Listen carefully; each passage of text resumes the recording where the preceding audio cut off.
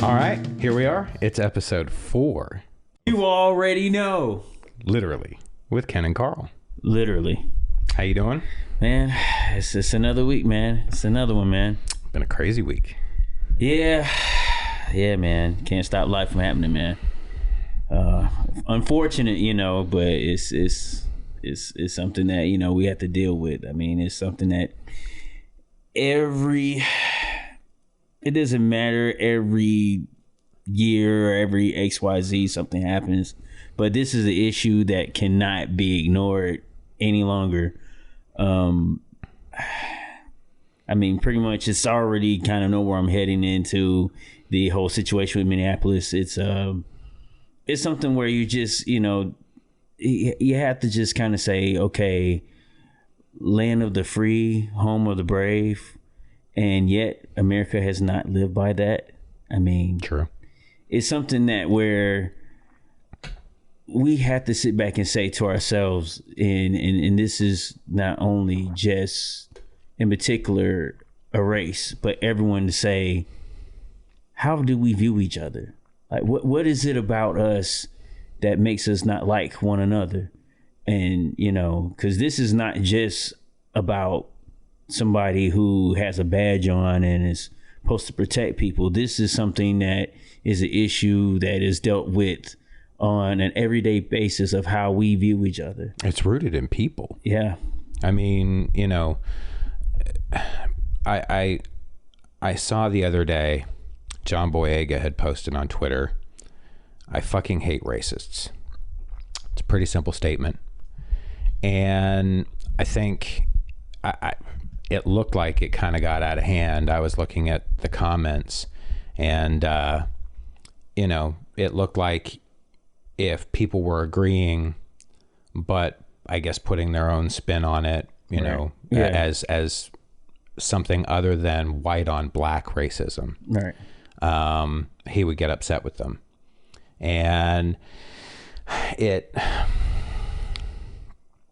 bothers me so much just that people treat each other in these ways. Yeah. And for me, I don't care if you want to call it racism. I think the term reverse racism is kind of silly because I don't think that really qualifies. But if you include an element of power into the term racism, I understand why people would feel like it can only be white on black or white on any race, because typically over history, that's been the power structure. Right. The problem I have with it is then what do you call bigoted, ignorant hate when it's black on black because of light skin, dark skin? Right. When it's Asian on Asian in the sense that there's this strange hierarchy of Japan, China, Korea, Taiwan, Singapore, Philippines, and it seems to be this, they seem to hate each other with this even in China, Hong Kong and China itself with mainland China. Right. What do you call that then? It's all terrible to me. Yeah. And it's systemic of how people are based on ignorance and fear. Right. It's like I said, it's just an unfortunate, situation. And this is something, that, as far as in me being a black male myself, we deal with on an everyday basis with, just with law enforcement. We don't know what's going to happen. Yeah. And I can't even imagine what that's like. Just all of a sudden, just police, pulling you over. We don't know. It's like, okay, even though something I may have did is wrong, is this going to end up with me possibly being killed or beaten? We don't know. I mean, but the thing about it is, when I see someone who is literally lying there as the detained that can't do anything and saying, I can't breathe. I mean, more importantly, I'm not only looking at him as an individual, but at the same time, we're the same color. So I'm looking at like, that's me laying there. That could be me. It just hasn't been my day yet.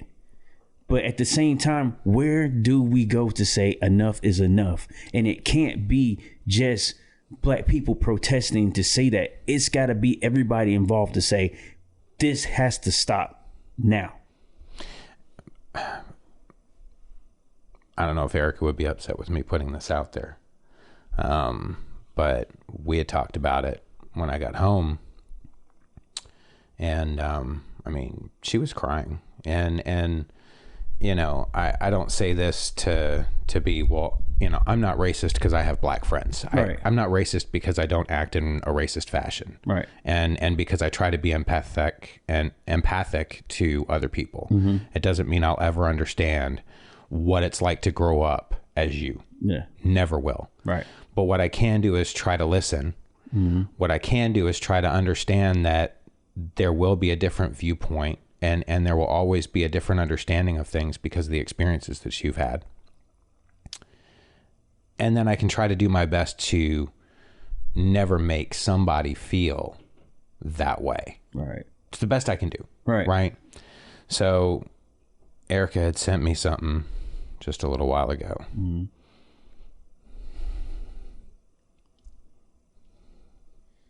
I tell you, man, it's just tough. Because we do have friends that get deeply affected by this kind of stuff. And I can't find it now. I don't know where her message is. But it's, I don't know. I mean, everybody wants, you know, justice to be served, but I mean, that's the right now. But I'm just saying, where do we go? I mean, where do we go? I mean, because this can't keep happening, because don't get me wrong, you know, Martin Luther King always talked about nonviolence. Nonviolence is the way to move. After so long and we keep getting the same thing, it's going to have to be a sense of change. Something's going to happen where it's going to alter the other way. I don't want to see that. But it's also like, okay, we tried to do it this way and it's not doing anything. So we have to come together and say it has to stop now. I'm a human with what I would consider a temper issue. Okay, just something I've always kind of dealt with. Right. I think I do a really good job of dealing with it. Mm-hmm. But never, ever, ever in any of my temper tantrums have I ever been rational. Right.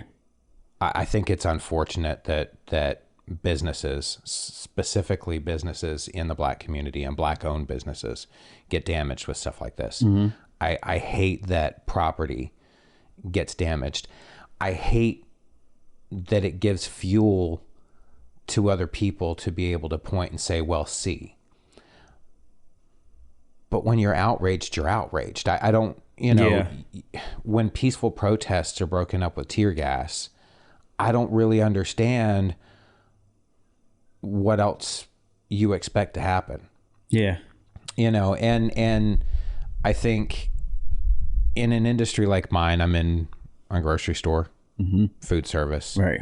If I see somebody that's doing something that's detrimental to food safety,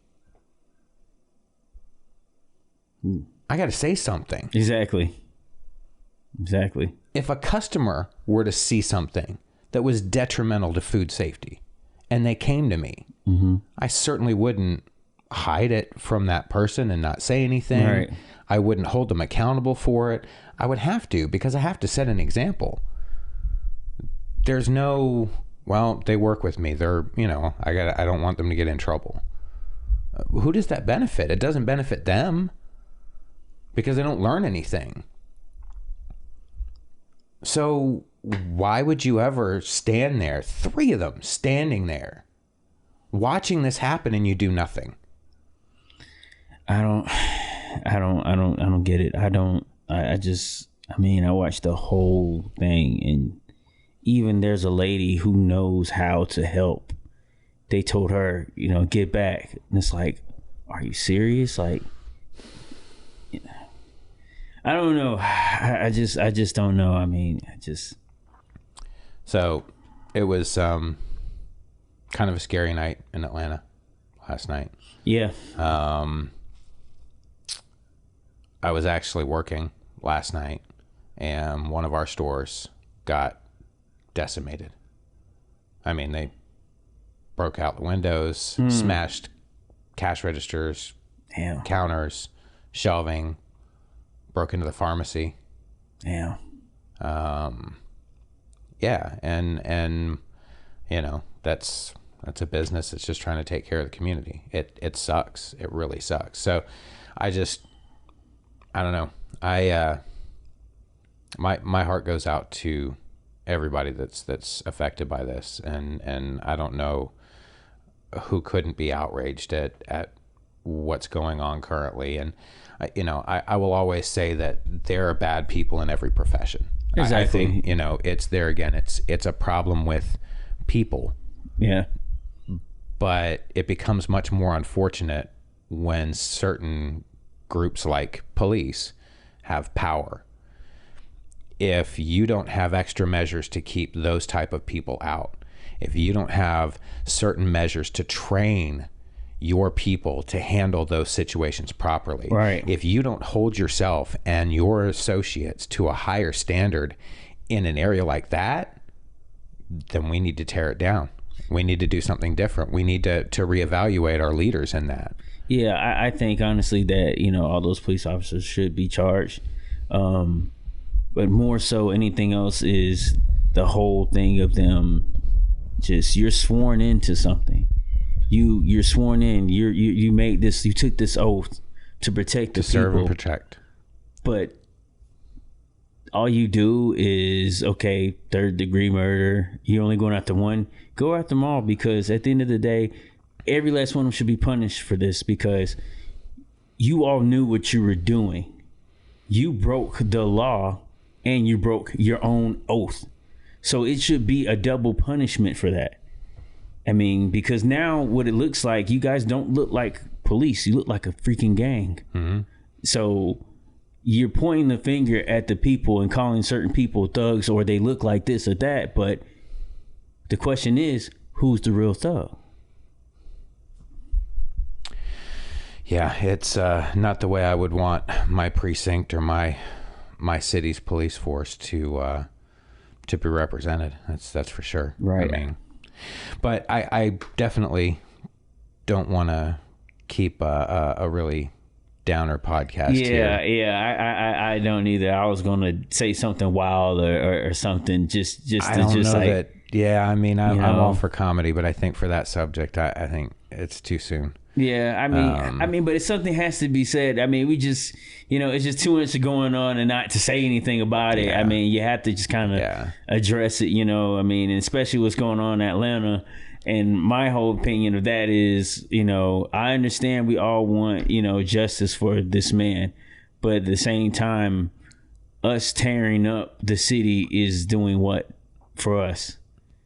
It's not doing a thing. I mean, it's only making things worse, because now, to a certain extent, we look like, okay, everybody understands that, hey, okay, we're all upset, but where's this going to take us? Right. Now we have to take a step back here in order to move forward because of what is done here in the city. Yeah. Yeah. So, this being episode 4, number 4. That's right. Mm-hmm. I decided I would at least mention episode 3 for the train wreck that it was.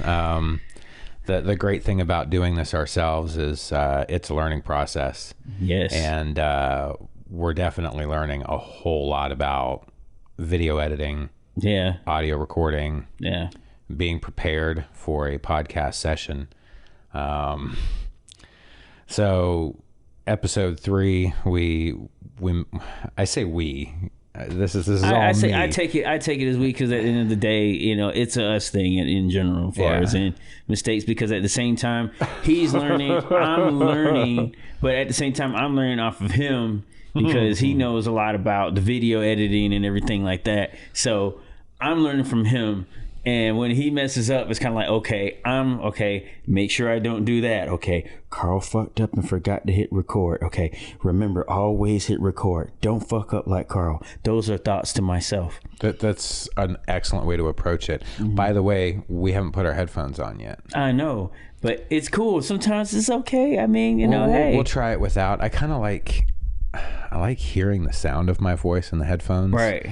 And I've always felt like I was the whitest sounding dude. Like I have a very nasally voice, and I'm from Canada, and I've moved around a lot. Well, no. So like I've just always felt like I sound like very kind of like, hey guys, how's it going? No, you don't. Well, but in my head, that's kind of how it's been. No.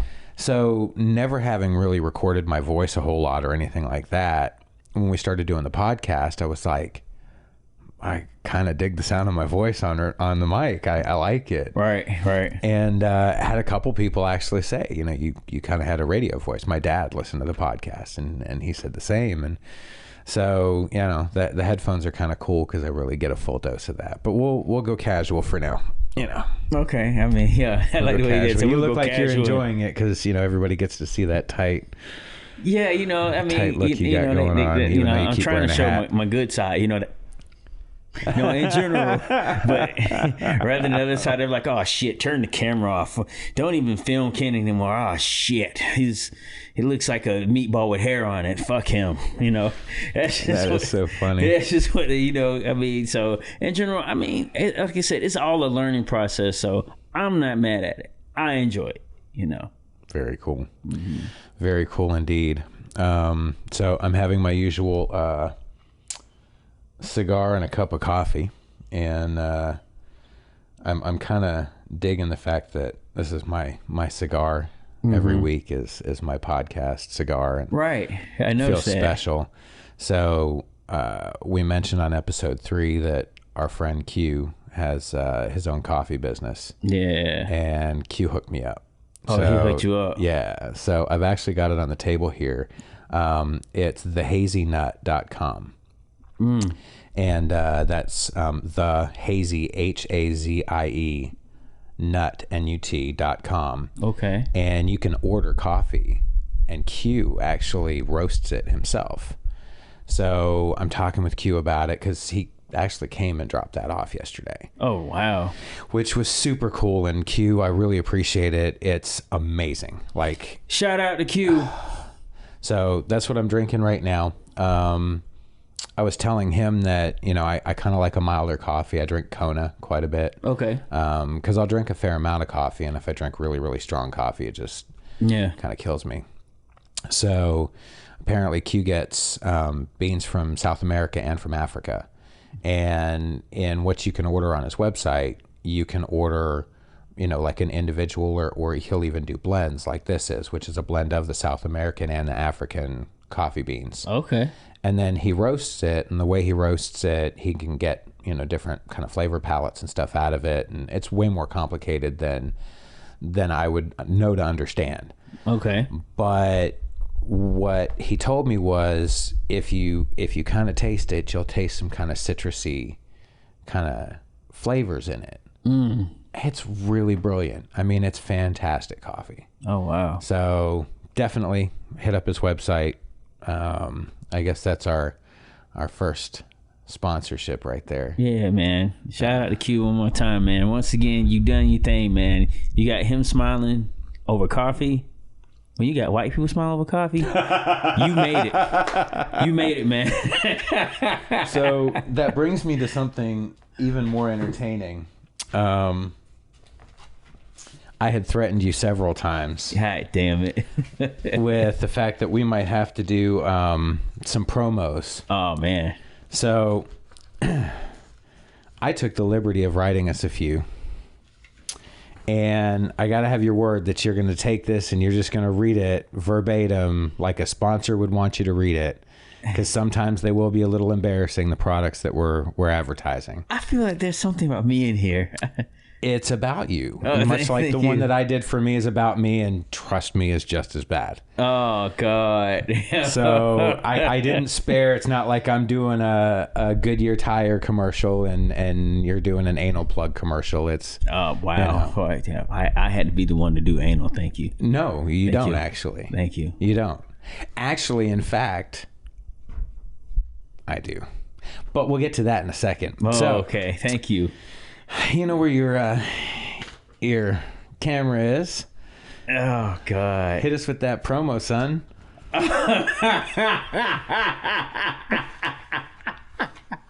Oh my God, I'm reading the first line and it is so, oh my God, you gonna really make this, you really gonna do this to me. Yup. You really gonna do this to me. Yes, totally. You have to do God. it. Trust me, I'm telling you, mine is just as bad. I promise you. Do you want me to do like a you know? I want you to hello read there, it. I or- want you to read it however it comes out natural.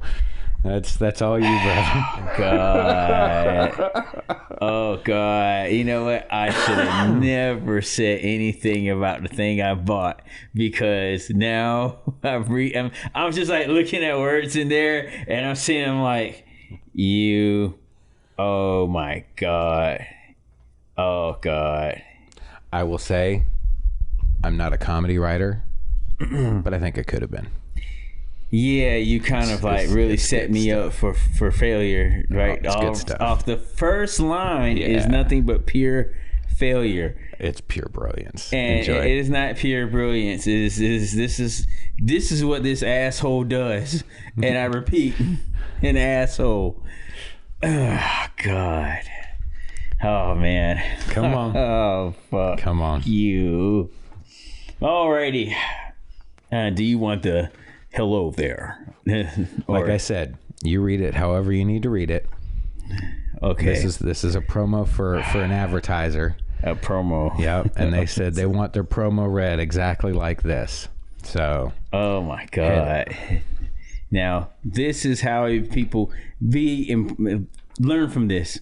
Exactly. Always proofread what you're going to sign, whether it be a contract or anything. Don't let anybody hand you some shit like this guy fucking did, because in general, you're going to get fucked just like this.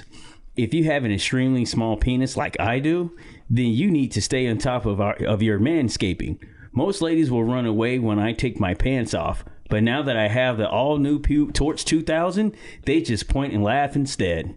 Patent technology in the all-new Torch 2000 uses controlled liquid napalm in small bursts, so you can quickly and easily remove unwanted hair. No matter how coarse and full of dry lubricant your particular briar patch may be, the Torch 2000 comes with 3 settings: house fire, California wildfire, and Australia, so you can burn your nether regions into the desolate wasteland she deserves. The Puke Torch 2000 is only available online at www.torchmynuts.com.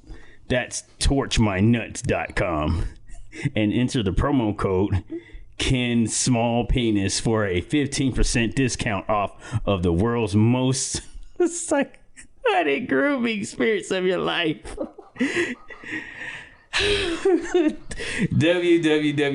www.torchmynuts.com to get the Puke Torch 2000 and give her the baked Alaskan. You asshole. You asshole. oh God, I'm crying. I'm crying. Thank you. Thank you. Okay. None of that. It was true. None of that. Do you have anal leakage like I have anal leakage? Jesus. I mean that sticky, slimy feeling you get 20 minutes after you last wiped? Are you afraid to walk by children or people that are sitting down? Well, struggle no more, my anally damaged friends, because Sphinctite is here to save the day.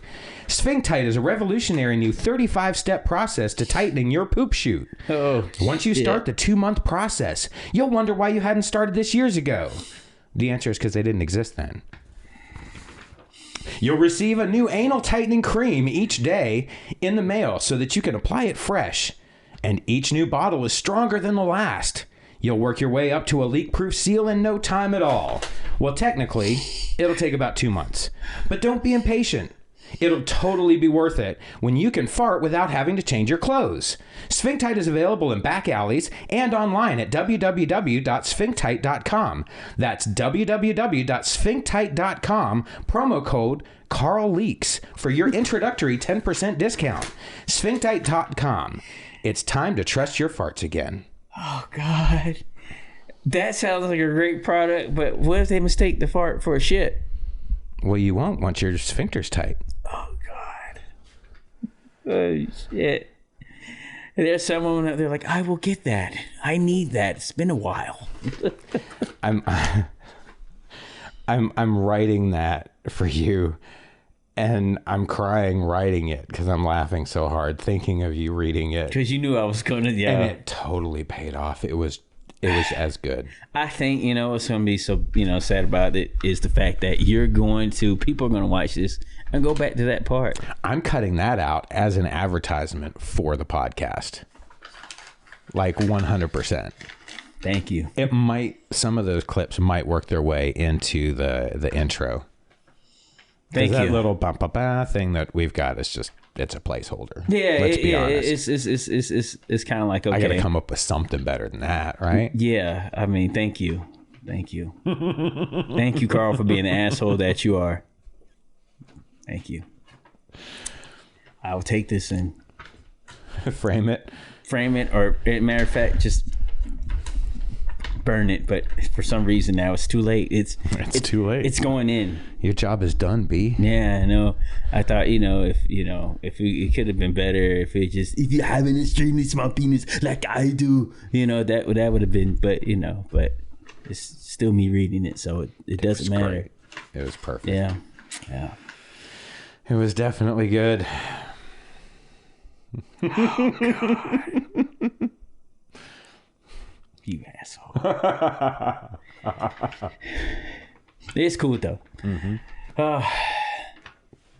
So I see you got a Spider-Man on the table now, man. Mm-hmm. Apparently a light goes in that, but it's like, I don't know, like a Christmas bulb or something goes in it. I don't know. I haven't investigated. I just thought he looked cool. It does. You should get a Venom. I mean, if you're gonna get that, you might as well get that. Oh, I think it's handmade. It looks like it was like from a craft sale or something. I didn't know. I mean, I highly doubt that's got a Marvel stamp on it anywhere, or Sony.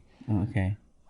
Yeah. Okay. But hey, it's still hot. Yep.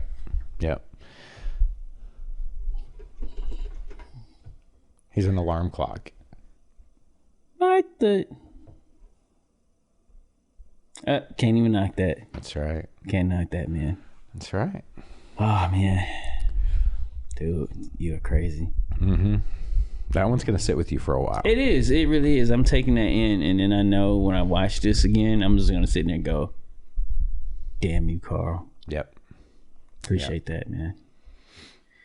Oh, looks like the country's getting back to, the usual, I mean, sports. They're talking about the NBA is gonna, possibly being played at Disney now, and I'm like, what is that gonna benefit? It sounds like to me that's a money scheme, in my opinion. Mm-hmm. You're gonna jack the prices up to try to make up for lost time.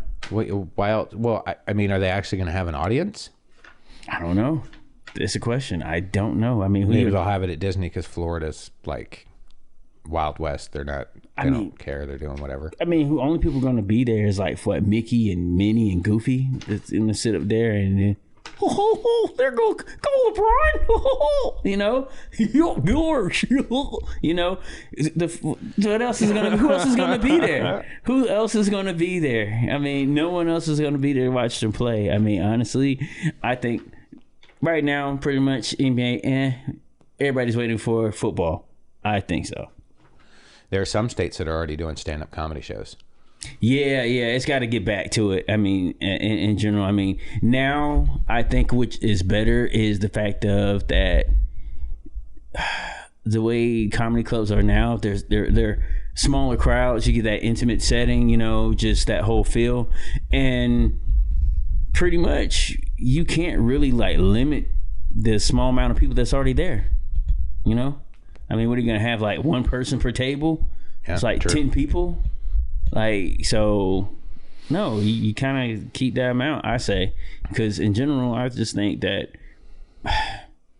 we got to get back to doing what we do regardless. I mean, there's no ifs, ands, or buts about it. You had a virus to come along and alter things, but still, we can't go on living life a certain way. You know, I mean, certain things have changed from this, but there's certain things that's like, yo, we still got to get back to what we're doing because people make their money through entertainment. Some people do this, and then some people, that's their outlet is like, hey, let me go watch a show, or let me go and sit out here and hear some music or something, you know, that gets them through their day, you know? Yeah. So we got to get back to it. Yeah, I agree. So, you know, I've mentioned the documentary on Netflix a couple times, The Evolution of Hip Hop. Right. Which is really, really well done. Like, I really dig it. Have you watched any of it yet? I have not yet. I have not yet. If it had been a special on John Denver, you would have been all over it. Jesus Christ. Really? John Denver? Oh my God.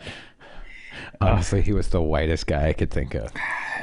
You did. I mean, you really did. Now, I mean, the funniest thing is that you speak of, like, you know, hip hop.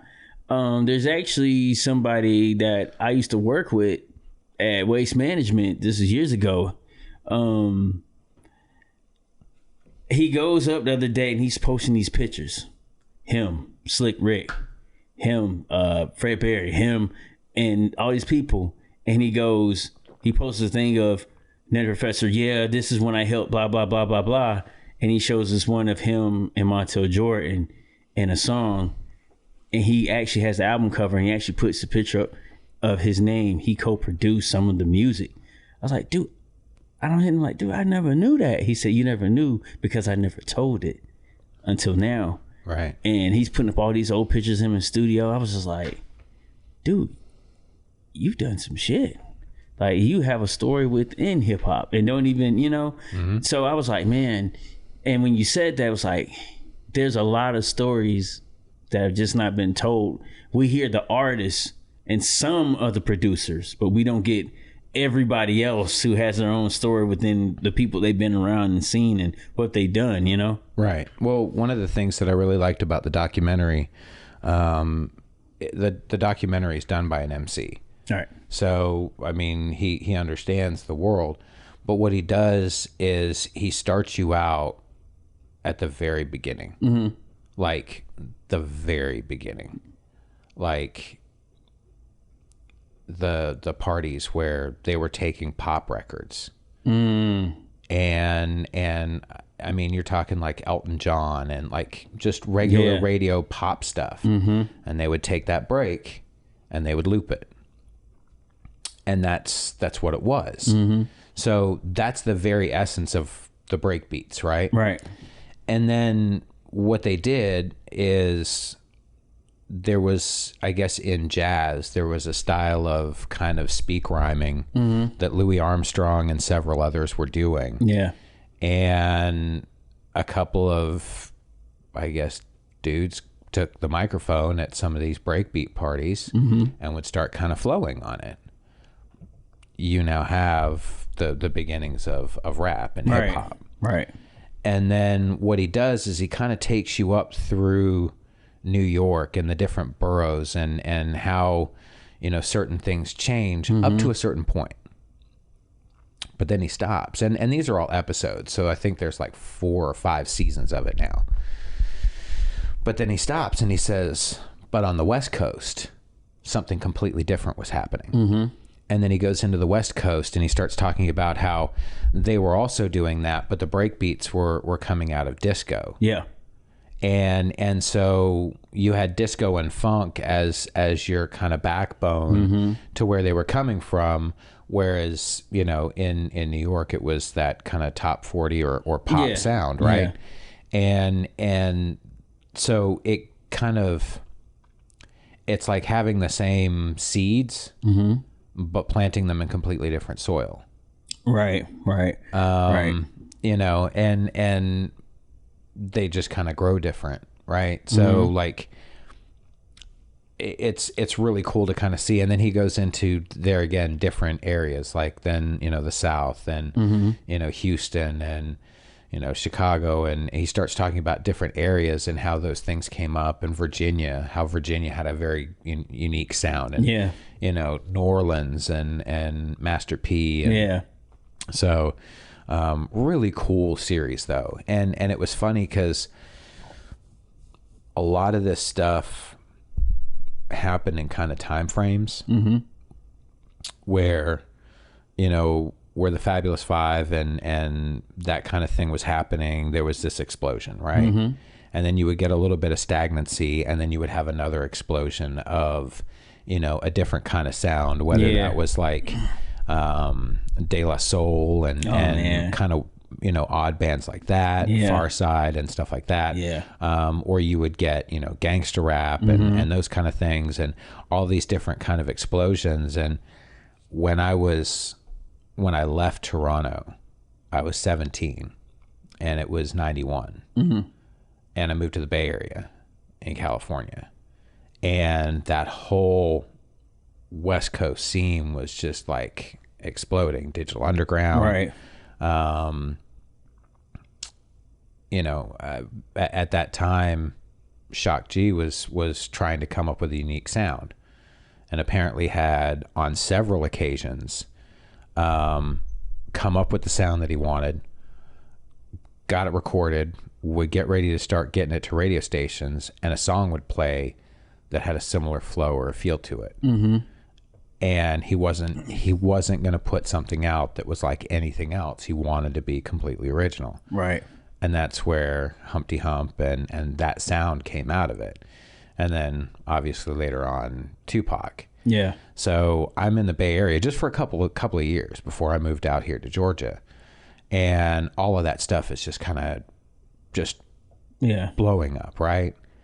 And then I move here, and it's 93 and TLC, and like you've got Outkast coming out, and then Goody Mob, and like all this stuff from the South blowing up. And it was like, I was on the East Coast. Toronto's very close to New York. And I was getting all of that as it was kind of exploding. And like Nas and Guru and Tribe Called Quest and, Wu-Tang. And there were so many good East Coast. Wu-Tang! That's right.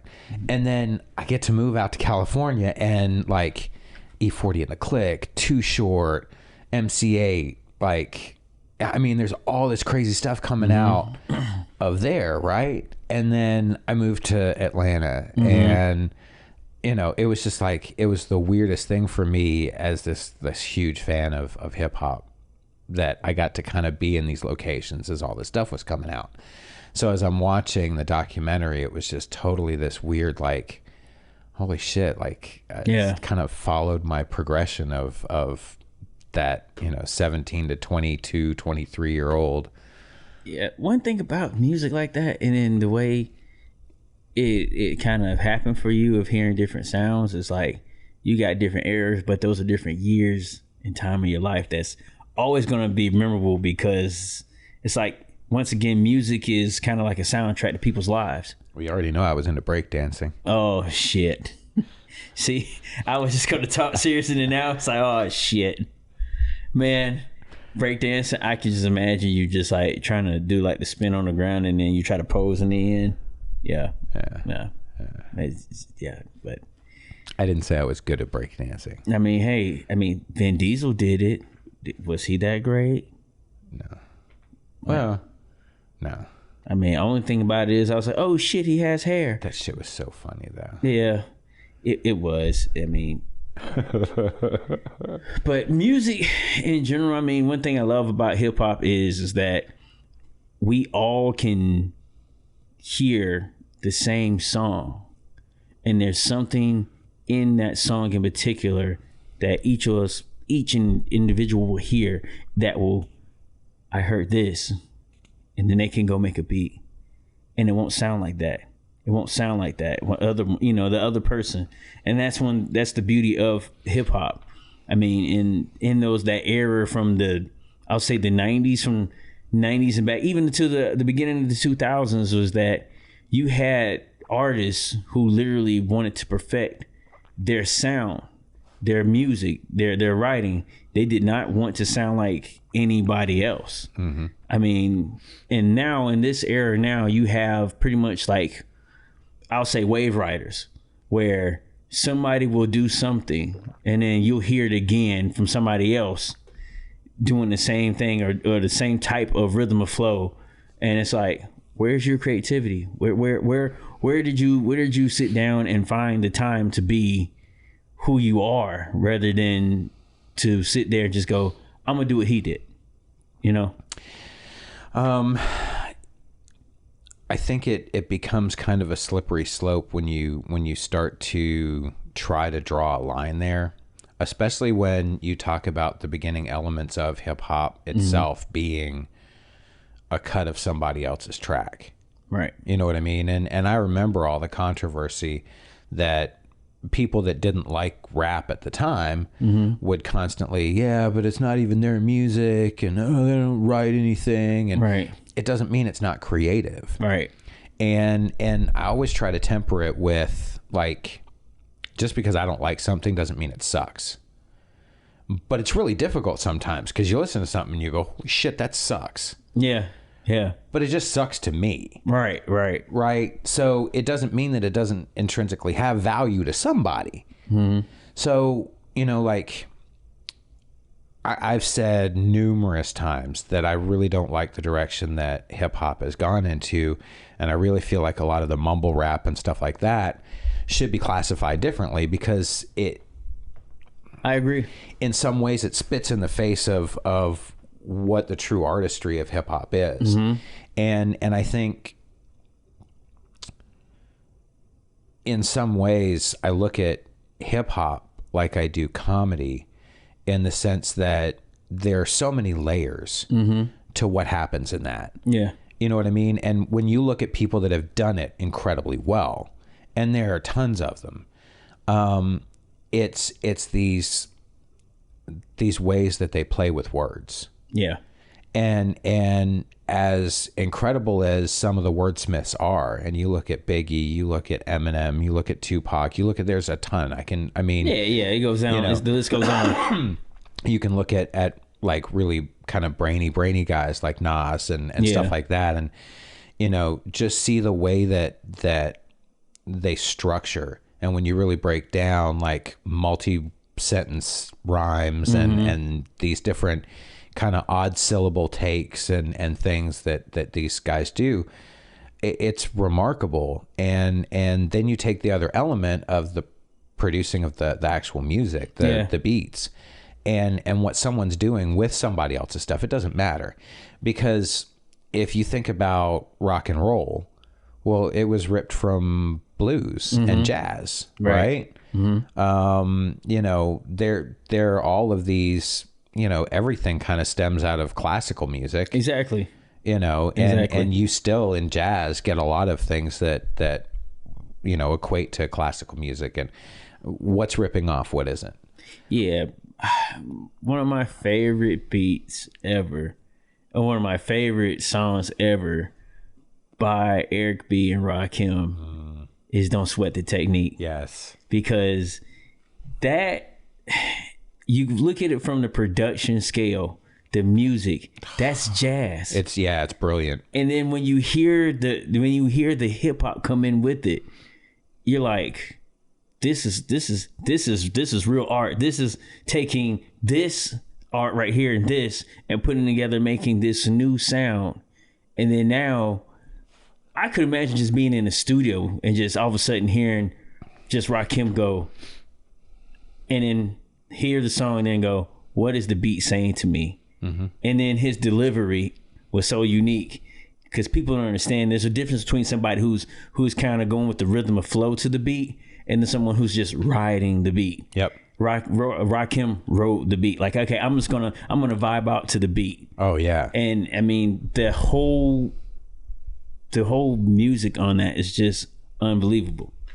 So every time I kind of in hip hop specifically, kind of feel like I've hit a point where I just can't I can't listen to any of the new shit. Right. Someone will pop out. A couple years ago, Kendrick Lamar. Oh man. You know, when I first heard DNA, holy fuck, dude, what he does with his flow just in that one song. Yeah. It's unreal. When he gets to the breakdown part, though, it's fucking sick. Kendrick it Lamar has such a fucking cadence to it. But Kendrick Lamar, when I first listened to him, I was like, he reminds me of DJ Quick in a sort, in a sense. And he's one of those guys who, like, when you listen to Kendrick Lamar, you have to understand, he's one of the guys who grew up listening to hip hop. And he really found who he is, in a sense. Right. So he's like, okay, I want to be great, but let me find my greatness. And once he found it and he learned, you can tell he has real bars. He has real lyrics. His delivery is him. There's nothing to where it's, oh, he sounds like this guy. He sounds like this guy. Right. He's put his own stamp on it. If you're real, like I said, if you're a real hip hop guy who has listened to the evolution of hip hop, which, like he said, was on Netflix. Hey. So you've listened to it and you go, he reminds me of this person. You know, you'll catch a little bit of somebody that, okay, I can tell you listen to this person. You know, just like even when I listen to Outkast and I listen to Big Boy was a person who grew up listening to Pharcyde, if you listen to his flow. Yep. But those guys are the guys who, even like Kendrick Lamar, who really who really sat there and said, I'm going to listen to music. I'm going to study hip hop. I'm going to study my craft. I definitely think the special's worth seeing, though. You should definitely check him out. Yeah. I need to. I just haven't lately. I mean, but like I said, hip hop is something that's always been a part of me. You know, like I said, I have cousins that's your age. Like when I was at my grandma's house in the summer, because my parents would both have to work, I'd get dropped off at my grandma's house and all my cousins would be there. And this is how I came into like hip hop of Rakim and everybody else. I was just like, man, you know, just watching it, just didn't know at that time that this was going to be some of the timeless music in hip hop. You know, didn't know. It was just music to me. I'm just like, okay, this sounds good, okay.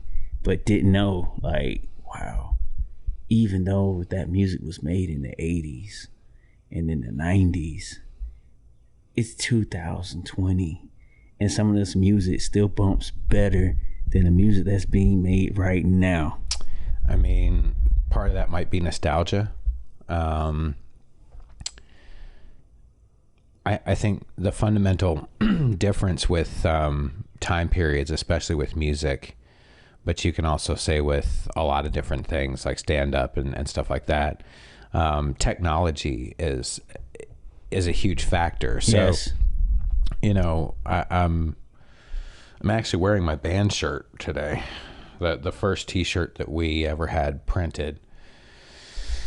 And so, you know, I've been a local band, open for some nationals, right? About the extent of it, and we played for I guess about 13, maybe 14 years on the scene here in Atlanta. Cool. And even doing it when we did, there were still a lot of tools available that we could have utilized to be much bigger. Mm-hmm. The market is so saturated now, though, whereas back in the day, you really had to have talent to get a record label. You really had to have something, and you would find that image wasn't as important, as talent. Yeah, you know what I mean. There are plenty of people that were not attractive by any standard today or then that made tons of money in music. Yeah. And I mean, I can go with the Easies, the Mick Jaggers, the blah, blah, blah. But I mean, you think about like Billy Joel was no model. Phil Collins was balding. Yeah. Bob Dylan, Aretha Franklin, wasn't what I would consider, beautiful. Right. But man, her voice, man, that raspiness she has, and how she would drop it and go high, and she knew what she was doing, man. But that does make sense, because now there has to be more than the talent that you bring. You have to have a look that sells. You don't really have to bring much talent nowadays. But if you look a certain way, they can sell you. Because it's so easy to market, because it's so easy to get content out. And I say this as we're doing a podcast. Right. But you don't really have to have any talent. There are plenty of people. The Cash Me Outside girl. Oh, man. From the How's It Working For You, Dr. Phil show, right? Yeah. But she does like stadiums. Yeah, it's unbelievable. I mean, and the thing about it is, it's kind of like right now where there's people with talent that's kind of being ignored, and there's people who without talent that's getting everything. And it's like, what are they doing in particular that over here that this person doesn't have? Is it a look, or is it something that you can sell, or is it because they're blind to the fact that you're selling them this way and they don't understand it? I mean, it's so many ways to look at it. I don't know. I just remember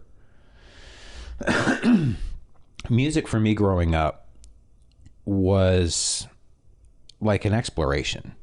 You know what I mean? Like right. it wasn't background noise. It was something that like you discovered bands, and like, I was born in the 70s. I really would say probably early 80s is when I became musically conscious. Right.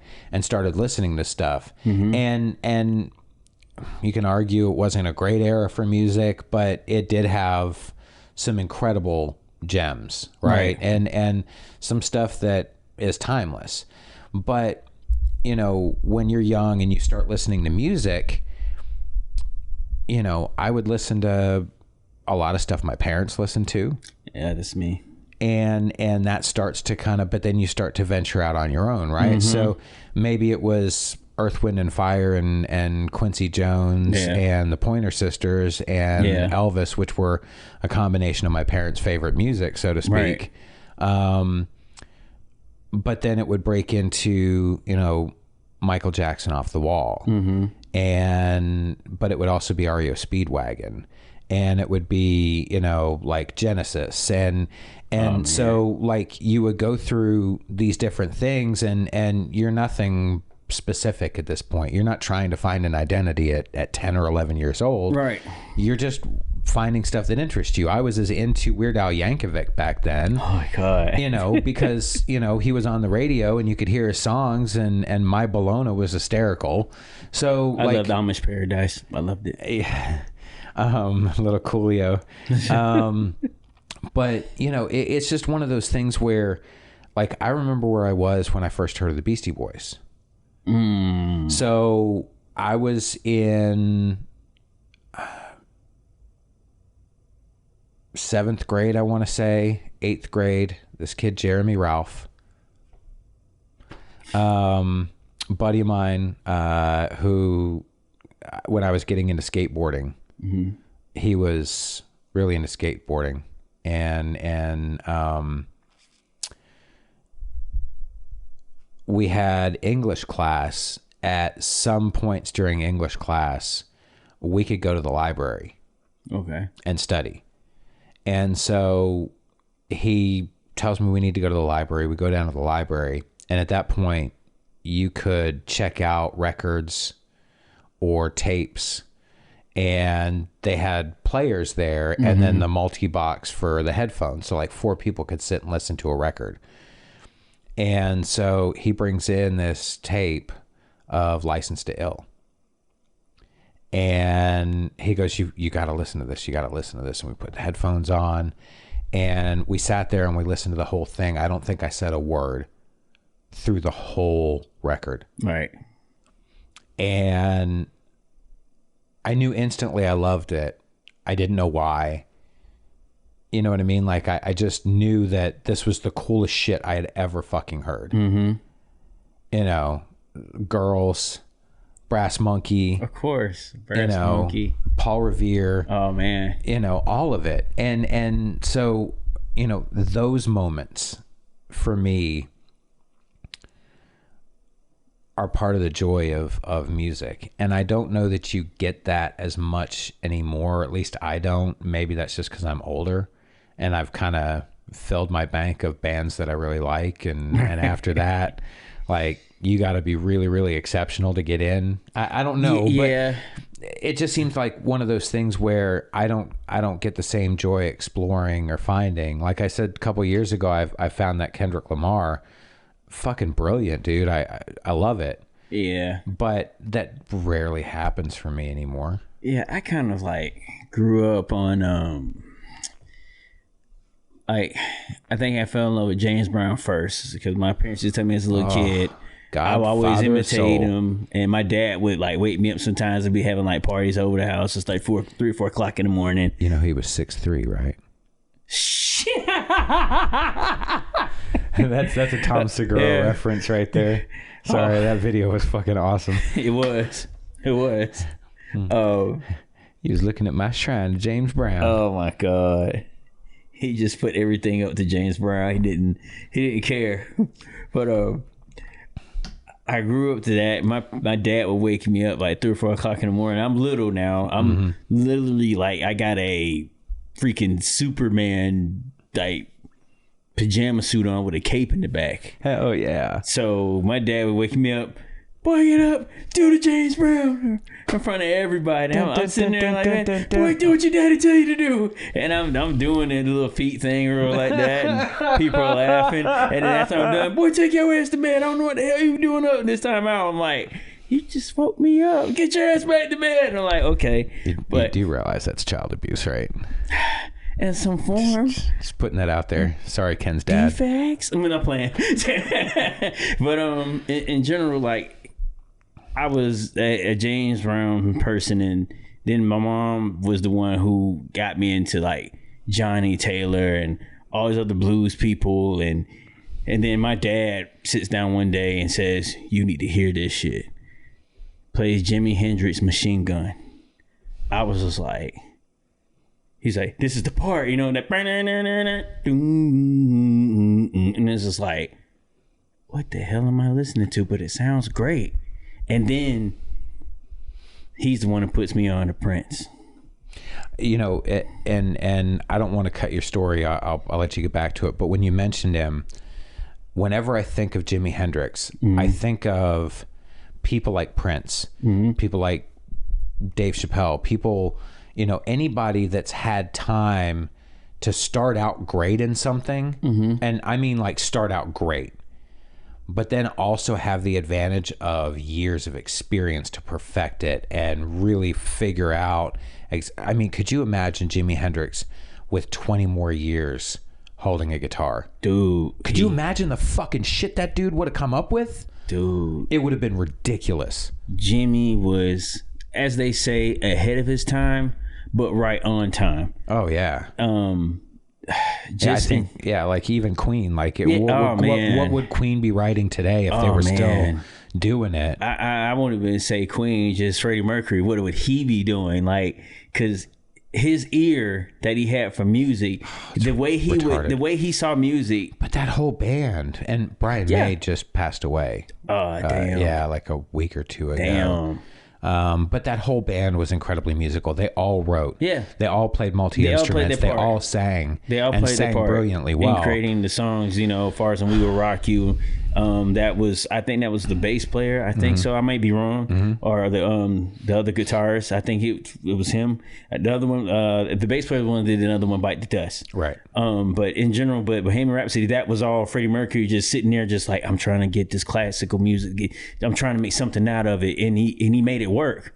But even that in music, like, I just kind of like was listening to all types of music from there. But yeah, and you mentioned Prince. I didn't mean to cut you off. Oh yeah, Prince. You know, Rick James. He put me on a lot of that. That's right. I'm Rick James, bitch. Cold blooded. What the five fingers say to the face, Charlie Murphy? Slap. Cold-blooded. But I listen to, once again, listen to all these other, music, funk, all that. And eventually one day, I think it was Bill and Ted's, I think, Bogus, or is it Excellent Adventure, one of them? First one was excellent. Second one was bogus. Okay. I think the second one was Bogus, because I believe that was the one with God Gave Us Rock and Roll. And I was just like, dude, let me go back and just listen to other music. Because there's something always there. And then I start venturing off, listening to other music, just different realms of music. And I'm just like, I love music. Mm-hmm. And at the same time, I went back to like, okay, let me hear and watch these interviews with these artists to just understand, where did this concept come from? What made you write this, or what was you thinking in that moment? Because to them, they were just in a moment. Mm-hmm. To us, it's like, wow, that's some of the greatest stuff I've ever heard. But sometimes with them, they were just in the moment. They just had a bad breakup. They just were suicidal. When you hear Red Hot Chili Peppers, I think Under the Bridge, I believe. Mm-hmm. When you hear that, you're like, suicidal, I mean, to a certain extent, even... How can you understand what Anthony Kiedis is saying? I don't think he's speaking English. Yeah, you think he's going...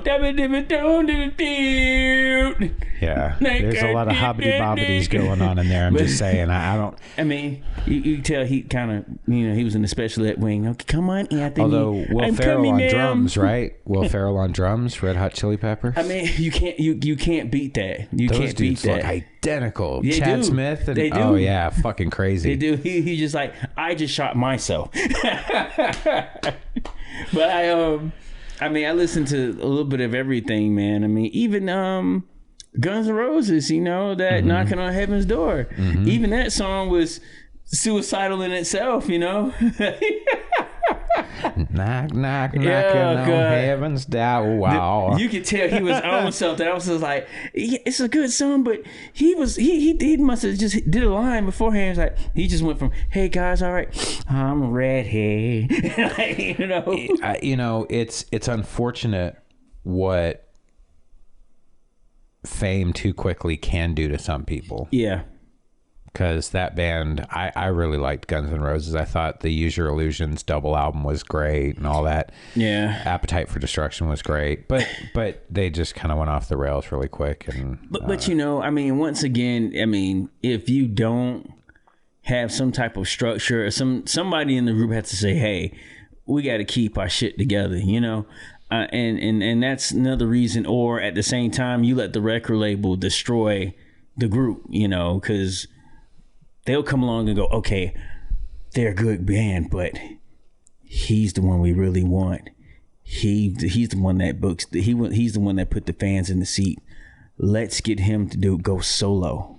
Then we can, X, Y, Z. They do that. I will say this: there are so many things that have to go right to make it, like to really make it. Right. I think nowadays anybody can get fame. Mm-hmm. But to get to a level where you're revered not only by fans but by your colleagues and all those kind of things, and have longevity in a business, there are so many things that have to go right. Like winning a championship in a sport, any sport. It's not just about that game. It's about all the games that went before it, every practice that went before it, all the lessons that were learned, all of the teammates coming in line and having that season where everybody's productive and everybody puts in. And, there's so much that has to go into it. And people don't understand that some of the greatest bands that have ever been have never been really heard because something didn't line up. I can tell you there were bands that we played with mm-hmm. on the local scene that may have lasted for 3 or 4 years. Right. But holy shit, some of the fucking music that they were writing and playing and performing and the stage shows, fucking great. Right.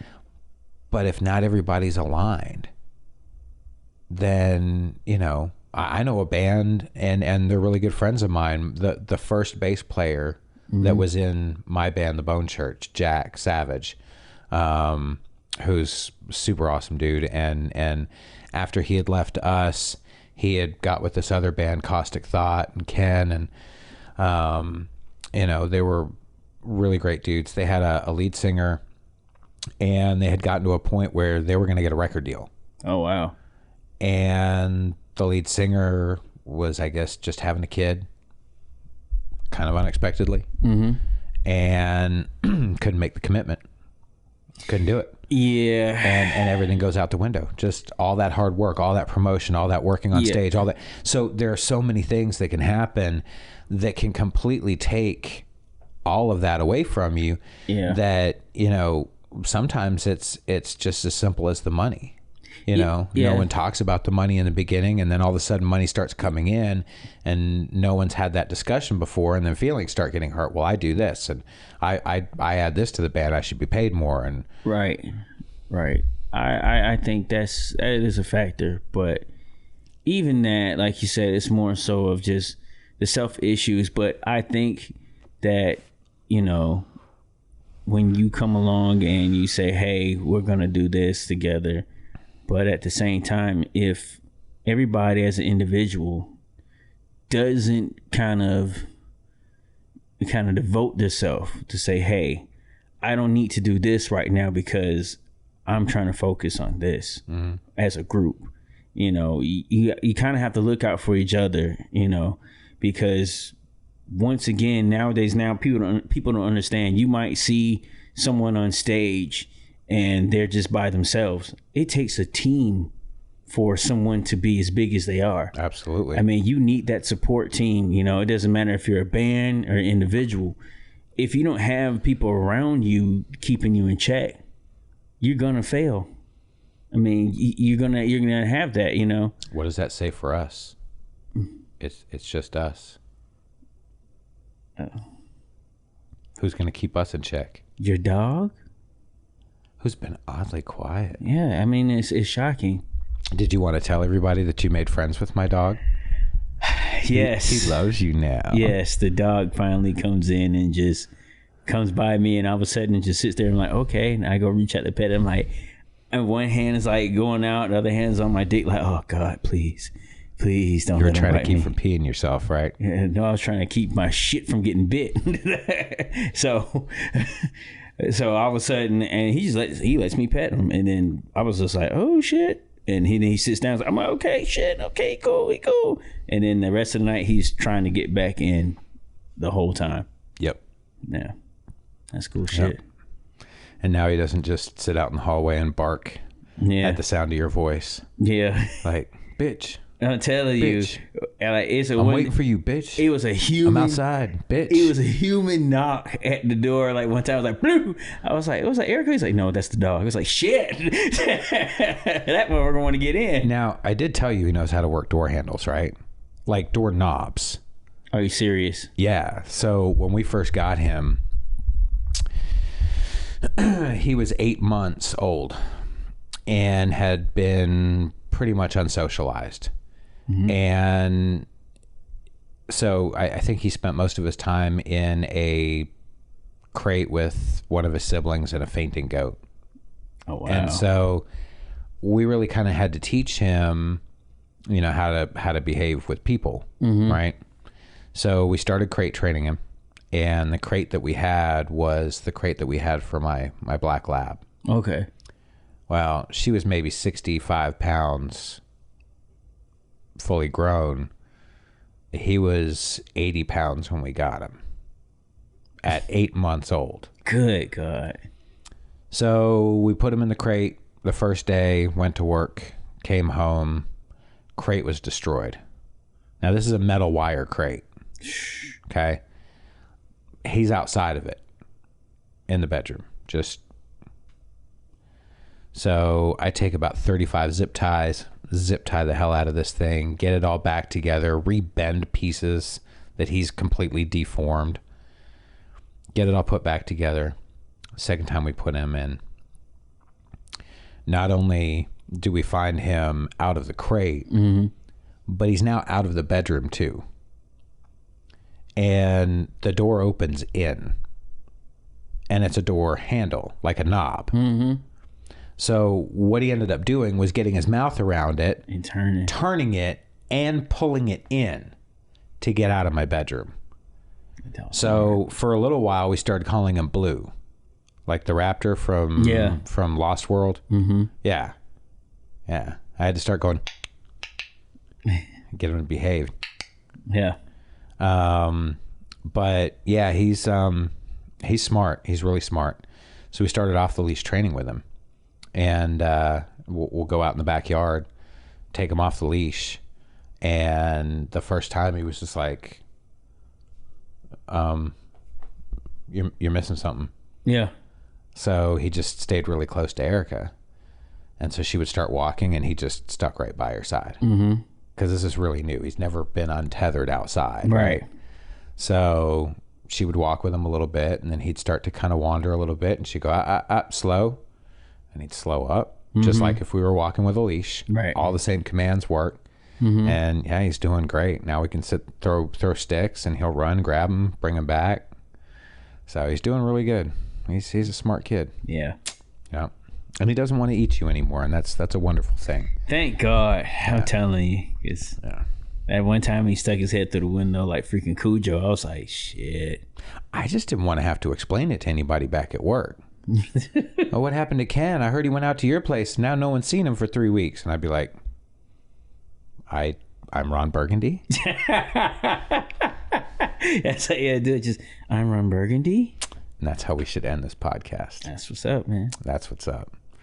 Man, I'm having a lot of fun with these, though. Oh, I know. I can tell. Yeah. Hey, man. That's how we do, man. That's how we do. All right. Until next time, everybody.